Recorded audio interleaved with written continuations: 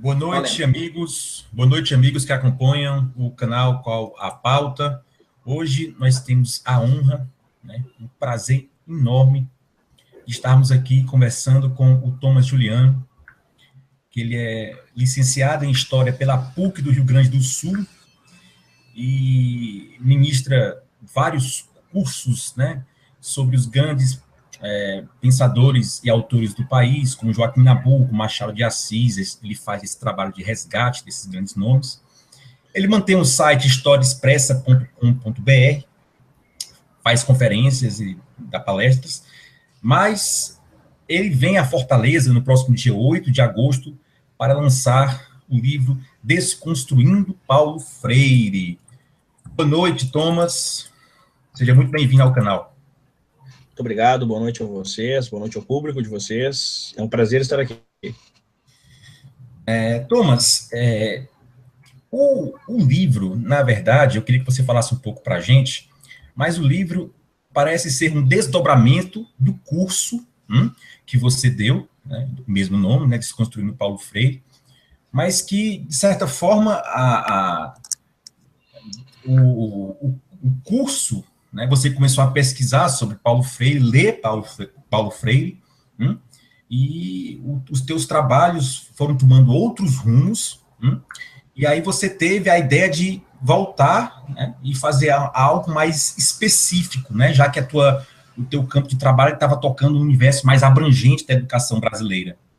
E aí você deixou esse projeto de lado, você vai estar continuando esse projeto, e viabilizou uma espécie de mapeamento sobre Paulo Freire, uma espécie de, não sei, algo entre uma biografia e uma análise técnica do pensamento do autor.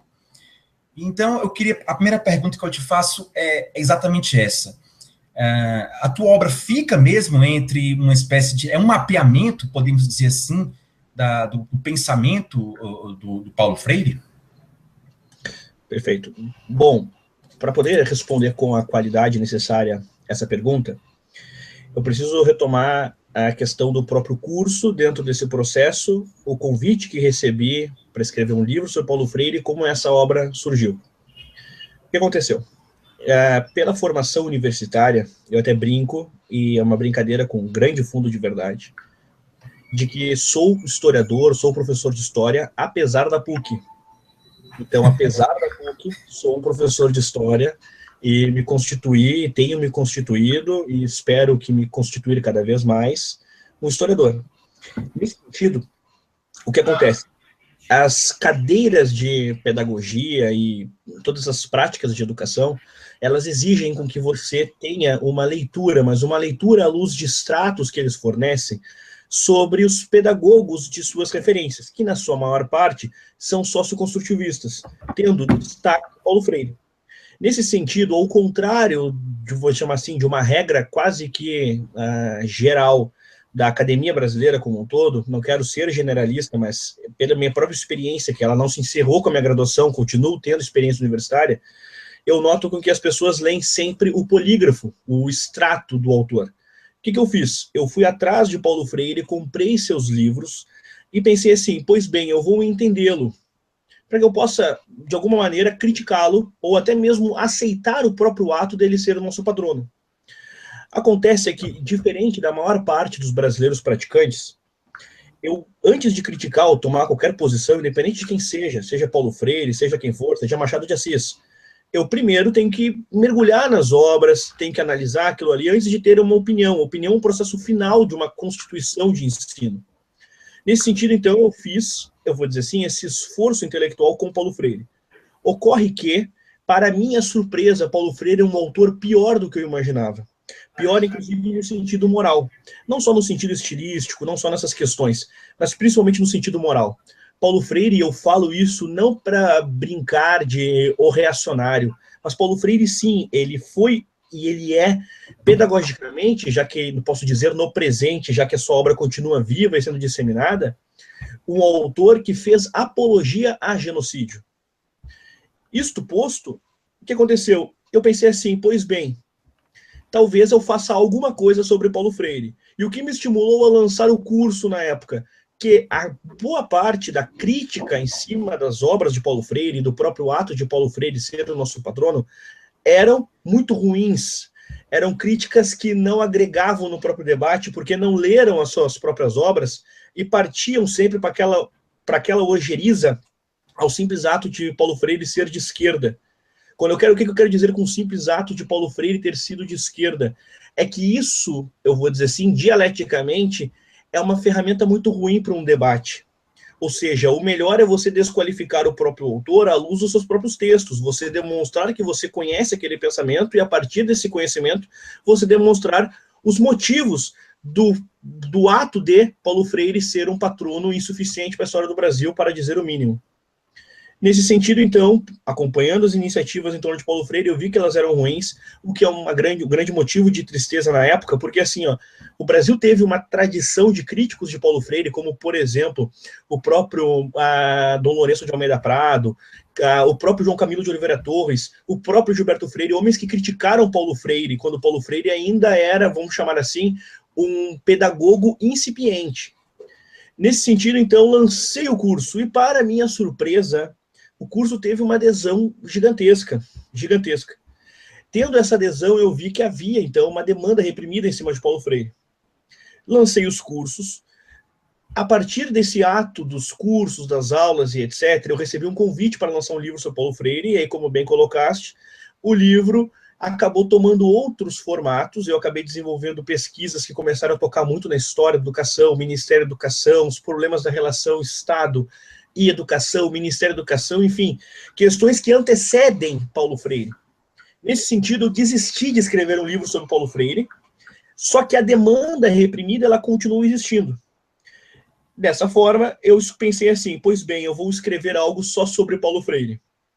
Como isso me tomaria muito tempo, eu pensei assim, eu conheço gente muito qualificada, que vai colaborar e, com certeza, vão não só suprir aquilo que eu iria escrever, mas que tem todas as condições de superar aquilo que eu escreveria. Nesse sentido, então, o livro foi pensado, convidei outros autores, cada um deles ficou com, vamos chamar assim, com uma parte da soma de Paulo Freire, e o livro ele se restringe a uma visão crítica sobre Paulo Freire à luz de seu pensamento. As anedotas biográficas, as questões se Paulo Freire dormia de um jeito, se ele traiu a esposa, se ele não traiu, etc. Essas anedotas, assim, de modo geral, elas sequer são comentadas. O objetivo da obra é uma investigação intelectual e é nisso que ela se prende. Ou seja, Thomas, é uma obra de pesquisa e reflexão, e não uma obra panfletária ou partidária. Ou seja, talvez uma obra que não seja fracionada para um determinado público, por exemplo, um público à esquerda, ou um público de direita, mas é uma obra mesmo para quem quer, digamos assim, entender um pouco mais do que foi a obra do Paulo Freire. Seria mais ou menos isso? Exatamente. Tanto é que o meu capítulo é o primeiro, e o meu primeiro parágrafo eu começo dizendo que eu não escrevo para a direita. Eu não estou escrevendo um panfleto, é uma obra de investigação à luz dos próprios textos de Paulo Freire. Eu até gosto de dizer isso sem ser relativista, mas porque é realmente o meu objetivo enquanto pedagogo, porque pedagogo, Paulo Freire, ele tomou de assalto a expressão e a função de um pedagogo, mas todo professor deve ser um pedagogo. E eu sempre digo que, pois bem, você quer ser de esquerda, seja, porém você fazer uma apologia intelectual a Paulo Freire, você está transcendendo qualquer limite de debate qualificado. Então, ou seja, Paulo Freire, ele está numa linha de apologia que não agrega no debate, independente da visão que você tenha de mundo. Eu sempre digo o seguinte, pois bem, vamos debater sobre todas as coisas depois, mas existem coisas primárias. Uma dessas coisas primárias é que você não pode ter Paulo Freire como uma referência intelectual, porque ele fez apologias a tiranias, e mais do que isso, a genocídio. O homem que faz apologia a genocídio de forma explícita, como ele fez, não deve participar do debate. Certo? Então, nesse sentido. Então, e assim, é um pouco... Nos deixa perplexo o fato de o patrono da educação brasileira ser um apologista de genocídios, né, o Thomas? Assim, algo que contraria a mais mesquinha, a comezinha noção de moralidade, né, Thomas? Exatamente. Eu vou dizer assim, eu amo o Brasil, Eu acredito, inclusive, que a melhor saída para o Brasil não é o aeroporto, é estudar o Brasil e aprender a amar o Brasil mais. E, a partir desse amor, transcender-se e doar-se. É nisso que eu acredito em matéria do próprio ato de ter nascido no Brasil. E, nesse sentido, eu, de verdade, me sinto plenamente envolvido e tocado no fato de Paulo Freire ser o nosso patrono, porque, modéstia às favas, eu conheço muitas boas biografias de gigantes da nossa história. Ou seja, Paulo Freire ele está aquém dentro do patrimônio, do legado cultural que o Brasil possui. Ou seja, quando nós falamos, eu sempre cito esses exemplos, mas poderia citar outros tantos, quando nós falamos que o Brasil é terra de Carlos Gomes, de Machado de Assis, de Frei Galvão, enfim, olha, tantos gigantes que por aqui estiveram, por aqui desenvolveram de verdade uma boa pedagogia, como Paulo Freire é o nosso patrono. Paulo Freire ele não serve como patrono sequer para uma nação que não tivesse tantos gigantes, e o Brasil possui. Ou seja, ele é o atestado da nossa própria, e da nossa, falo no sentido de pátria mesmo, e me incluindo nela, da nossa, muitas vezes, falta de simpatia com o nosso próprio passado. Porque o simples ato de conhecer os nossos gigantes, sem cair em ufanismo, sem cair em nada disso, mas só o simples ato de conhecer os nossos gigantes, já faria com que um homem insuficiente, no sentido só intelectual, não estou entrando na questão moral, já ficasse aquém, abaixo, seria tratado como abjeto, etc. Como Paulo Freire foi um tirano no sentido da pedagogia, ele deve ficar no limbo. Ele faz parte do nosso legado, na nossa história da vergonha. Se o Brasil tivesse a sua história de vergonha nacional, ou seja, seus grandes momentos vergonhosos, quando ele foi nomeado nosso patrono, com certeza estaria ali no top 5. É bom saber disso, Juliano. Vendo tudo isso, vendo a nossa realidade, onde a gente está, né? E vendo quem é o nosso patrono, tendo tantos bons outros exemplos para a gente pegar e se espelhar, né? Como é que você acha que a sua obra, já que é Desconstruindo Paulo Freire, como é que a tua obra tem como também, de alguma forma, jogar luz nesses outros que estão esquecidos? Há canal para isso? Há alguma ponte para isso? Bom, eu vou dizer assim, ela acaba não tocando diretamente nesses grandes homens, ainda que eles sejam citados em paralelo. Exemplo, no desenvolvimento do meu próprio capítulo, eu faço uma menção a Machado de Assis. A epígrafe do meu capítulo é uma frase de Joaquim Nabuco. Ou seja, eu escolhi pontualmente essas referências para dar o quê? Para dar luz. Eu não quero ser simplesmente aquele homem que não só capinou a grama, mas destruiu o gramado.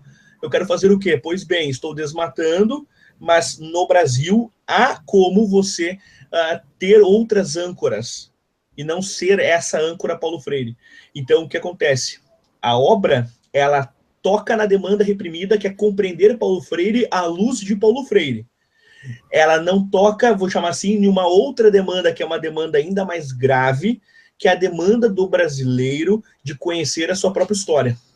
Então, ou seja, vou chamar assim, esse é o meu empreendimento de vida, que é fazer com que os meus irmãos de pátria, os meus irmãos de fora que tenham vontade de conhecer o Brasil, que eles conheçam a terra de Oliveira Lima, que eles conheçam a terra de Gilberto Freire. Mas a obra em si, ela toca em um problema, em um dos nossos problemas. É como se fosse assim, eu sempre gosto de usar esse exemplo. Nós somos um paciente enquanto pátria, nós temos uma série de doenças, e Paulo Freire é uma delas. Nós estamos tratando essa. Então é nesse sentido. Indo nesse sentido, então, rapidinho, Rodolfo. Indo nesse sentido, então, né, a possibilidade de vir uma obra para, quem sabe, dar uma luz mais direta, certos holofotes gigantes em cima de algum autor, de algum pensador brasileiro? Com certeza, mas eu sempre brinco, e é uma brincadeira que tem um grande fundo de verdade, que é o seguinte: toda pessoa, vou dizer assim, que realmente vai estudar o seu objeto, e, enfim, vai fazer esse processo de imersão, ela acaba, claro, bebendo e se impregnando daquilo. Por ter lido muita coisa de Paulo Freire, eu desaprendi a escrever. Então, o que acontece? É verdade o que eu estou falando, não é? Parece que é brincadeira, mas não é. Então, acontece assim, eu sempre brinco que, primeiro, eu preciso voltar a aprender a escrever. E no futuro, se Deus assim me permitir, eu pretendo, com certeza, fazer muito mais coisas em matéria, aí sim, de temas que eu vou chamar assim, que me apaixonam, que não sejam, abre aspas, trabalho. Claro que eu escrevi sobre Paulo Freire como trabalho, mas eu não entendo trabalho como um fado, como um peso, muito pelo contrário, eu entendo o trabalho como um meio de ser dignificado. Nesse sentido, então, Paulo Freire foi tratado como um trabalho. Agora, escrever sobre Nabucco não é trabalho. Escrever sobre Nabucco, para mim, é deleite. É uma oportunidade ímpar da vida. Então, é nesse sentido. Eu quero ainda escrever muito em cima do deleite, mas de uma forma que dignifique esses temas. Então, não tenho pressa.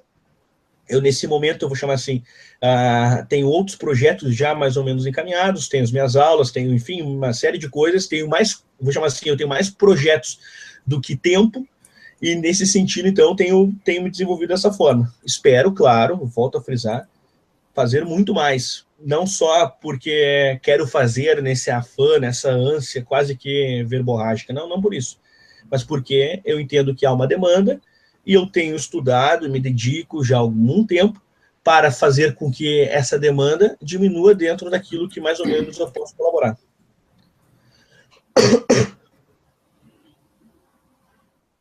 Tá sem microfone. Fone. Alô, pronto? Eu também queria ressaltar aqui, na verdade, os colaboradores, né, a quem aqui nós podemos citar, por exemplo, o Percival Pugina, o Rafael Nogueira, o professor Rafael Nogueira, enfim. Ô Thomas, já são, 5 décadas de método socioconstrutivista aplicado nas escolas brasileiras. Qual o balanço que a gente pode tirar disso aí? Chamar assim, né, que pensar assim, né, existe aquele princípio filosófico da teoria das causas, ele se aplica muito dentro da história da educação no Brasil, porque o socioconstrutivismo, eles são consequências, eles são efeitos. O que acontece é que, a partir do estabelecimento do Estado Novo, e principalmente da existência de um Ministério da Educação, a gente vai ter o quê? Uma estrutura de educação que vai possibilitar com que o Estado oriente todo o processo de ensino de uma forma uniformizada. Ocorre, então, que em 1937 o Brasil vai reconfigurar a sua, vou chamar assim, a sua estrutura de educação, que já estava sendo reconfigurada já no próprio período de final do Império. Nesse sentido, então, claro que com motivações completamente diferentes, a primeira reconfiguração de educação, que tinha uma ideia de querer sanar a ausência de escolas, uma segunda que data aí da República Velha, e depois a gente tem na chamada República Velha, e depois no Estado Novo. Em 67, dentro do período militar, a gente vai ter uma nova mudança que vai acentuar o papel do Estado dentro da educação, que é quando a LDB, a Lei de Diretrizes e Bases, criadas no período Vargas, elas serão direcionadas também ao ensino universitário. Ou seja, por que eu fiz essa introdução? Porque só existe socioconstrutivismo, Paulo Freire, etc., porque já existia uma estrutura pronta para isso. E essa estrutura, então, a gente não pode ser tão simplista de imaginar assim, pois bem, aí, de repente, invadiram as coisas. Não, não é assim.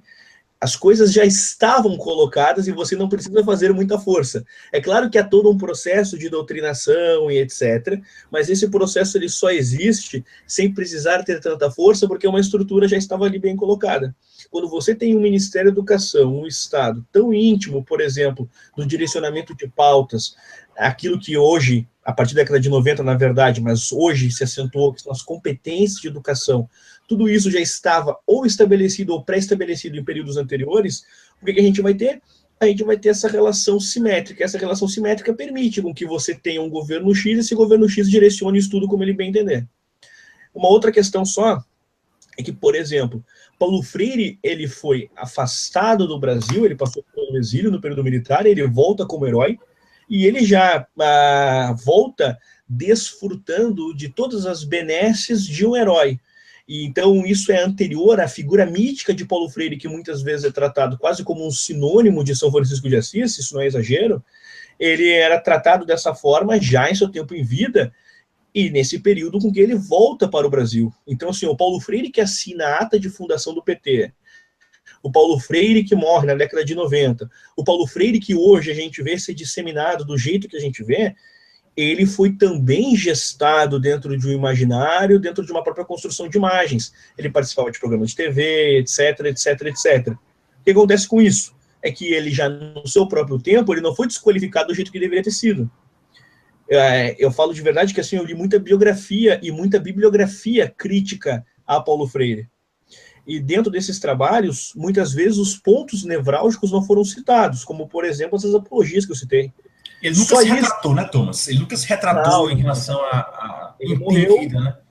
A última obra dele, por exemplo, que a última pelo menos publicada, que ele participou de uma entrevista, e é uma obra que publicaram nessa entrevista, ele é tratado e citado várias vezes, e chamado dessa forma, portanto, como profeta, etc. Então, assim, ele morreu acreditando intimamente que ele tinha, como todo bom marxista ou neomarxista, o discurso messiânico para a salvação no próprio tempo presente da sociedade humana. Então, Paulo Freire não se colocava apenas como um pedagogo, ele se colocava realmente numa posição mítica. Então, ele não só não morreu, ele não só morreu sem nenhuma espécie de retratação, como ainda ele vai ter desenvolvido um trabalho que exigia no sentido moral essa retratação. Uma coisa é uma falha intelectual. O José de Alencar, nosso gigante também, há quem o odeie, mas assim, eu gosto de tratá-lo sempre como justamente pelo seu trabalho na sua própria época, etc. Frase que eu penso e levo para minha vida, que ele dizia o seguinte: esses textos são pérolas da minha mocidade, ou seja, aquilo eu escrevi lá, são pérolas naquele tempo, mas hoje eu já sou intelectual mais maduro, etc. O mesmo poderia ter acontecido com o Paulo Freire se a produção dele tivesse tocado apenas na questão pedagógica, mas não tocou só nisso, tocou em temas que ferem a dignidade humana, e isso é uma coisa muito maior. Então, nesse sentido, ele não só se retratou, como ele tinha obrigação de se retratar, obrigação moral. Outros da própria época dele, como, por exemplo, o Ferreira Goulart, o próprio Demetrio Magnoli, que eu acabei me esquecendo, que era político do PV, etc.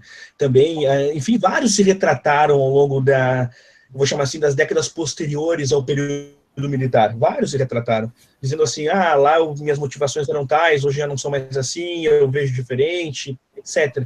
Ele não.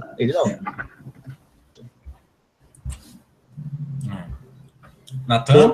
Vamos aqui rapidinho, então, Thomas Juliano. Essa nossa chamada para me entrevistar foi também para pegar e falar também um pouco da sua vinda para cá, Fortaleza. Estamos sabendo que você vai vir aqui em Fortaleza para fazer o lançamento dessa sua obra, né? Desconstruindo Paulo Freire, dia 8 de agosto. Queremos até que dar o crédito aqui à deputada doutora Silvana, que é uma das responsáveis, né, pela essa organização e pela essa vinda sua aqui. E queria então que você falasse um pouco mais sobre isso, da sua vinda para cá. E do lançamento do livro. Bom, fiquei muito feliz de ter a oportunidade de ir até Fortaleza. Não conheço a cidade, vai ser um prazer, então, conhecê-la pela primeira vez, conhecer pessoas, etc., ver vocês também pessoalmente. E a ideia do evento, pelo que eu imagino, é dissertar um pouco sobre a obra. Então, vou ter um tempo de fala para comentar algumas coisas assim. Eu vou querer, claro, quem sabe ali deixar algumas perguntas, etc., porque eu sei que muita gente que participará do evento talvez já tenha um livro, etc., ou seja, talvez uma pergunta, alguma coisa assim. Eu vou querer, enfim, participar do evento e desenvolvê-lo de uma forma que não seja uma aula em si, mas que seja, claro, um desenvolvimento que agregue ao próprio espaço, talvez com perguntas. E eu vou vendo mais ou menos assim a logística. Mas o grande objetivo mesmo do evento é promover o livro. Então, com certeza, eu vou falar bastante sobre ele e as pessoas vão ter oportunidade ali de ter esse lançamento presencial, que eu acho que é muito importante, porque reúne as pessoas, demonstra o interesse vivo, faz com que exista esse momento de partilhas, conversas, etc., há um envolvimento social em cima dessa realização, coisas, enfim, que somam. E ainda, claro, os próprios momentos que ou antecedem um intervalo do evento, ou no seu encerramento, do que a gente possa conversar. E eu tenho essa característica, assim, que sobre temas que envolvem, assim, estudos, Brasil, etc., eu não tenho hora, assim, então eu vou estar lá muito aberto para conversar e ser sugado ao máximo, assim, esse é o meu interesse. Olha, Thomas, eu espero, viu, Thomas, que você, um amante do país, eu espero que esse livro também seja a oportunidade de que você rode o Brasil, que você conheça o país, que seja convidado, que vá lançar esse livro importante em várias cidades, não só capitais, mas pelos interiores. Eu espero que você que você tenha a chance, né, de rodar pelo país que você ama, né? E também eu queria ressaltar aqui aos nossos ouvintes que a obtenção, o livro só foi possível, né? A concretização só foi possível através do mecanismo do crowdfunding, né? Ou seja, as pessoas colaboraram, né? As pessoas tornaram o livro real. Então, todo mundo tem a sua participação. Obviamente, o Thomas, como organizador, autor de dois capítulos da obra, não é isso, Thomas? Não são 2 textos? Isso acontece, até coloco isso já no primeiro capítulo, já coloco ali na primeira nota de rodapé, que pelo desenvolvimento dos 2 textos, eu reuni os 2. O que eu fiz? Então, o que eu abordaria em 2 capítulos, abordei em um só. O que eu incluí que até então não existia? Eu incluí um apêndice com uma série de exemplos, exercícios dos mais variados lugares, para demonstrar que Paulo Freire, sim, ele está disseminado dentro dos ambientes. Porque é sempre aquela desculpa, aquele aditivo retórico de que Paulo Freire, na verdade, ele não é aplicado, etc. Coisas mais ou menos nessa linha. Então, eu incluí um apêndice. Então, eu transformei um pouquinho esse processo, assim, outrora iria fazer, no desenvolvimento do livro, eu percebi o quê? Assim vai ficar melhor. Então, tomei toda a liberdade e reajustei ali algumas coisas, juntei os capítulos, fiz todo um processo e incluí esse apêndice, que eu gostei bastante, assim, do tipo de seleção. Então, tem questões do Enem, tem questões de provas de magistério, dos mais diferentes anos, diferentes cidades, enfim, então ficou um trabalho bem legal, assim. Pois eu espero que você rode o país inteiro, rapaz, porque o livro merece. Agradeço, tenho conversando isso com minha esposa há pouco tempo, dizendo que até perto de muitos, claro, tenho a feliz oportunidade de já conhecer boas coisas do Brasil, mas Paulo Freire me fez conhecer coisas inusitadas, como, por exemplo, eu não imaginava que eu fosse a Brasília, por exemplo, aí eu um dia apareci em Brasília. Então, não imaginava, eu acho que se eu tivesse, nunca tinha feito essa lista, mas se eu tivesse feito uma lista dos lugares do Brasil que eu gostaria de conhecer, Brasília com certeza não estaria próximo. E acabei conhecendo. Então, enfim, há um certo inusitado que Paulo Freire tem me enviado, assim. Inclusive, faço até conta a história, que é verdadeira, que quando eu fui a Brasília, eu estava com o pé quebrado, e aí eu ganhei um assento preferencial, e aí eu fui o primeiro a entrar, porque me deram toda a preferência. Então, sentadinho bem na frente, e quem eu vejo entrar logo depois é a Maria do Rosário. Ela entrou no avião. Estava ruim, entrou depois o Paulo Pimenta, que também é daqui. Era um comitê. E eu achando que estava daqui a pouquinho entrou o Henrique Fontana. E eu, meu Deus, se o avião cair, eu vou morrer com as pessoas aqui. Eu odeio andar de avião. E aí, ainda pensando assim, meu Deus, isso aqui vai cair, ainda vou morrer com esse pessoal ainda. Não. E aí, tô indo a Brasília, que é um lugar que eu não imaginava ir, para falar de Paulo Freire no avião com a Maria do Rosário. Só falta esse avião cair, de pé quebrado. Muito bom, Thomas. Bem, o Thomas, já passamos até do tempo que a gente já tinha pedido, já antes de tudo, eu lhe agradeço muito pelo tempo que você dispôs aqui nessa conversa, né? Espero logo que você venha para a gente se conhecer pessoalmente vai vir livro contigo? Claro, vou levar com certeza. Pronto, então a gente vai se ver no encontro, pessoal, dia 8 de agosto, Thomas Juliano aqui. Na Assembleia Legislativa do Ceará. Isso, lançando... Às 19 horas. Lançando o livro Desconstruindo Paulo Freire. Então, sintam-se convidados, né? Eu acredito, não, tenho certeza, tem que lotar, tá? A gente realmente tem que prestigiar quem vem de longe para cá, quem vem fazendo um trabalho como você vem fazendo, botando luz em autores e obras esquecidas, e esse tema, então, sobre Paulo Freire, é importantíssimo que a gente entenda quem foi esse homem, né? E o que ele deixou de consequência até hoje no nosso Brasil. Então, sintam-se convidados. Rodolfo, passa a bola para você, finaliza com o Thomas Juliano e acabou-se o negócio. Não, olha, o canal está honrado com a presença do Thomas. Eu queria dizer ao Thomas que aqui na Universidade Federal do Ceará há um busto de Paulo Freire, se eu não me engano, na Faculdade de Pedagogia. Se você quiser fazer uma selfie, já tem um local bom para ir. Vamos lá que eu faço questão.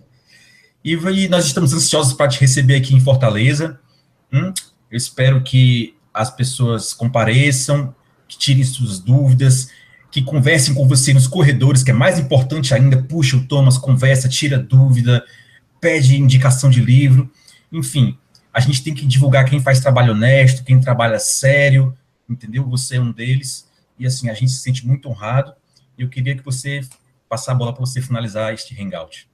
Eu agradeço o convite, agradeço as palavras. Será um prazer, com certeza, conhecê-los pessoalmente, conhecer Fortaleza, participar do evento, ver outras faces amigas. Então, enfim, quanto a isso, assim, são só motivos de alegrias. Nesse sentido, vou chamar assim, sobre o projeto, sobre o livro e tudo aquilo que, vou dizer assim, que gira em torno dessa produção, realmente, sem nenhuma espécie de, vou chamar assim, de demagogia, é realmente um trabalho sério, com que todos os autores assumiram um compromisso, direto ou indireto, de renunciar a muitas coisas, porque não é fácil falar de Paulo Freire, é uma esfinge sagrada. Dificilmente, se eu, assim, um dia precisar, eu conseguiria empregos em escolas públicas e etc. A gente sabe que isso existe, e eu não estou fazendo nenhuma espécie de demagogia, estou falando sobre uma realidade, assim como os outros professores. Então, o Padre Kleber, o Rafael Nogueira, o Clístenes, o Roca Lage, são pessoas que, vou chamar assim, que congregam uma dose de coragem, de ciência sobre o que estão abrindo mão. Inclusive, claro, o professor Percival Pugina, que ainda que já tenha toda uma trajetória, já seja um senhor, também abdica, com certeza, dentro do seu próprio nicho. Então, dentro desse processo, é uma obra assim, que carrega esse tipo de empreendimento humano do Arce. E é por isso, inclusive, que eu vim fazê-la, porque eu sempre falo isso, eu me preocupo muito mais com o meu tempo de morte do que o meu tempo de vida, eu vou passar muito mais tempo morto do que vivo. Então, caso eu tenha sorte ou azar, vou viver mais ou menos aí uns 90, 100 anos. Mas, morto, eu vou viver todo o resto, né? Então, assim, faço na minha vida, e uma dessas coisas vou chamar assim, essa é uma das minhas motivações de querer fazer um livro como esse, ou seja, que é realmente colaborar dentro desse conjunto humano de experiências, de vivências, enfim. Fico muito feliz e estimulando o pessoal a comparecer. Digo, por exemplo, que no lançamento de São Paulo, que vai ocorrer uma semana depois de Fortaleza, tem uma menina que é minha aluna, que ela mora no Piauí, ela vai até São Paulo só para prestigiar o evento. Ou seja, parei um pouquinho, né? Eu brinco muito com isso, e é verdade, quem quer estudar, estuda, quem quer ir atrás, vai, sabe? Dará-se um jeito, sabe? É nesse espírito. Então, espero encontrar realmente, não quantitativamente, mas principalmente qualitativamente, pessoas interessadas, porque eu vou disposto a falar muito, assim, essa é a minha ideia. Tá ok, então, pessoal, obrigado aí a todos, Rodolfo, Thomas, e vamos finalizar por aqui, tá? Até a próxima, pessoal, vamos ver aí quem vai vir aí no canal Qual é a Pauta. Valeu. Até mais. Tchau, tchau.